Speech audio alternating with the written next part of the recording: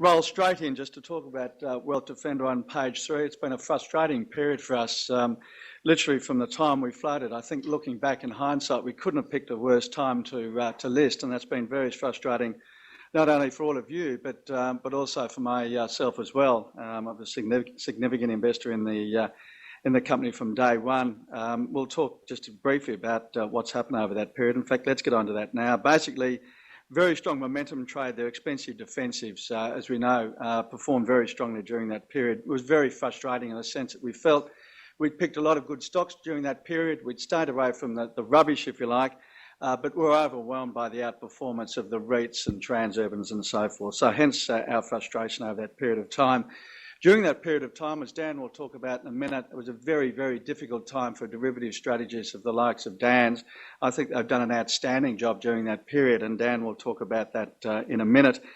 Turning to the next point, recent market drivers. This is just a little bit of history. We know this all too well, so I won't spend too much time on it. But these trends hurt not just value investors such as ourselves, but value investors globally. The hunt for yield, the flight to safety, and the quest for growth, all subjects and themes which have been done to the death over the last 12 to 18 months. If we turn to the next page and look at on page 8 and look at the contributors and detractors, I made the observation before that the really frustrating thing for us was that we picked what I thought was some fine stocks. You can see on the right hand side there stocks like Asciano, Aristocrat, Macquarie, AGL, Event, Hospitality, which of course is the old Amalgamated Holdings and so forth, managed to stay out of the likes of Dick Smith, Spotless and many others. But on the left-hand side, expensives not held that cost us a lot of money in terms of opportunity cost during that period. Stocks which as a value investor you should not expect that we would invest in, and indeed we didn't invest in them. They're all good businesses, although the gearing levels in some of these infrastructure REIT stocks I think are somewhat questionable, particularly if interest rates start to go up. But the likes of CSL, Transurban, Sydney Airports, the listed property trusts, we've listed quite a few of them there, really did hurt us during that period. But the one theme underpinning every one of those stocks was that when we listed Wealth Defender equities, they were very expensive at that point in time. You may have heard me talk about some of these stocks when we did the roadshow. They've become more expensive over the last little while, albeit they are now starting to come off reasonably significantly, which is a positive thing for the portfolio. I think one of the other interesting things, and I won't dwell on this in the interest of time, but there are a number of triggers moving in favour of value. And if you look at these half dozen triggers, if you were to go back, say, 6 to 12 months ago, you would have said then that the very few of those triggers were looking imminent at all in the way of investors thinking. Right now, I think some of those factors are now starting to move in favour of value. I think the second last one's really, really interesting. People often say, what's a trigger for a stock to get sold off, or what's a trigger for a cheap stock to move up? Often it's, in the case of expensive stocks, it's simply that they're overcrowded trades and investors simply decide to sell, which is what we've seen with a number of these expensive stocks, the REITs, Transurbans and so forth over the last little while. To the next overhead, value, it's out when discounts become extreme, the likes of which we've seen over the last few months, and it's just starting to turn now. You can see that we can perform quite sharply. Now, what we've done here is just give you a sense, going right back to 2000, you can see the 3 green circles there. Periods where value had underperformed for a while, but there was a trigger, there was a turning point. A couple of things to note there. Typically when things turn, they can turn quite sharply. Not always, but certainly in the last 3 instances, going back to 2000, they can turn sharply. And as you can see there, the outperformance, even though it jumps up and down a little bit over time, it can be quite protracted over a period of time. On the right-hand side there, just does seem to have turned. We said there that some of the triggers are starting to move in favour of value. One swallow doesn't make a summer, of course, but it's interesting to see that the momentum's starting to move in favour of value over the last month or so. So hence the question mark there.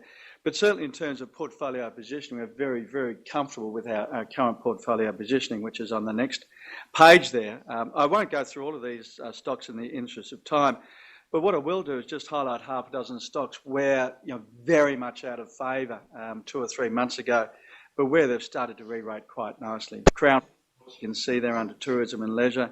Infrastructure investment down as re-rated unbelievably. On the nose, we've held this in the portfolio the whole way through.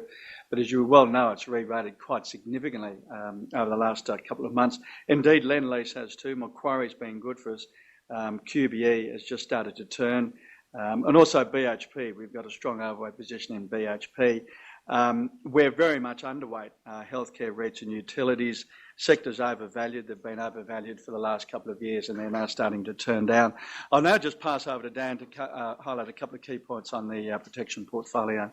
So for the 12 months, the protection portfolio has had a couple of examples where markets have fallen quite hard. In the time since inception, the cost of the overlay is roughly about 2.2% annualised, which is very mildly above our initial expectation. But you can see on the following slide a couple of examples that we've had so far where the market's capitulated. So the question really, is the overlay working? And unequivocally, that is yes, is the answer to that. In August of 15, the market was down at nearly 12% at one point, with the protection portfolio kicking in over 400 basis points. And secondly, in January of 16, with the market down over 8%, 250 basis points of outperformance from that overlay. So we're beginning to see in both of those examples that exponential increase in value delivered by the protection portfolio, as well as a significantly decreased level of overall volatility in the actual portfolio itself, nearly 30% lower volatility than the market. And on the following slide, you'll see the levels of volatility that I referred to in terms of the market being somewhat more difficult for vol strategies. The left-hand side of that chart shows you essentially the average level of vol on the purple line up until the launch of it, and then since. So since we have launched, vol's been about 40% higher than it had been in the previous history, which is a significantly higher number. But happily, what you'll see on the very far-hand right side of that chart is has been down a lot. So we've really reverted since the Brexit scenario, or what you call it, back to relatively normal levels of volatility. So we would expect, therefore, going forward, the cost of protecting the portfolio to be back below 2%, and therefore a fairly cost-efficient way of protecting significant sharp market falls in that strategy. Thanks, Dan. Just moving on a couple of other points before we close up, just on the dividend. You recall there we announced the inaugural dividend some 6 months ahead of the prospectus, mentioning earlier this year. We declared a final fully franked dividend a month or so ago of 2 cents. So just if you were to look at the current share price, and it's sort of been varying somewhat, but just an assumed 76 cent share price, that yield grossed up based on 3 cents would be 5.6%. A couple of other points to make. You might recall I talked about this when we did the roadshow for the IPO. I said at the time that we were looking to deliver a market type yield. Broadly, the overall portfolio pre-fees and so forth delivers a higher yield than the overall market. But then that's somewhat offset by the cost of protection through Dan's derivatives risk management. But what I also said at the time was that if you look back over the 15 plus years of Perennial Value's life, typically our dividends are sourced from three factors. The first one is the underlying dividends from the companies, and the second one was the realised capital gains. Now, capital gains over a 15-year period, typically about 2%. And then the third factor, which is unique to Wealth Defender, of course, and this one can move around a little bit, is that from time to time there can be profits gained from the derivatives portfolio, which will be passed through as dividends as well.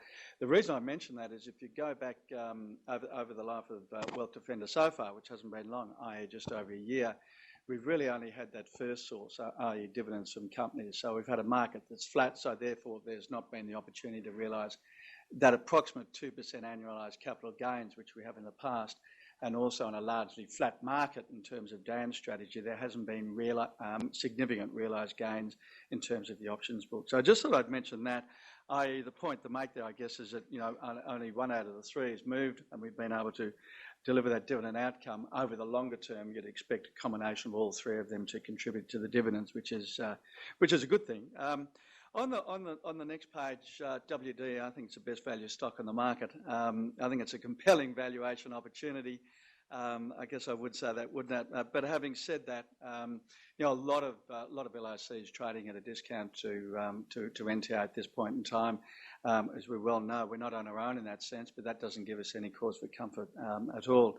But trading at roughly a 14% discount to the market. Another way of looking at that, if you'd assume, and the market does jump around on a day-to-day basis, but if you assume a market, around about 5,400, 5,500, you're buying a very, very good quality portfolio of stocks with the cost of protection embedded in the NTA of around about 89 cents, and you're buying the stock as if the market was around about 4,600. So you're buying it at a significant discount there, portfolio of quality stocks. The next page, capital management.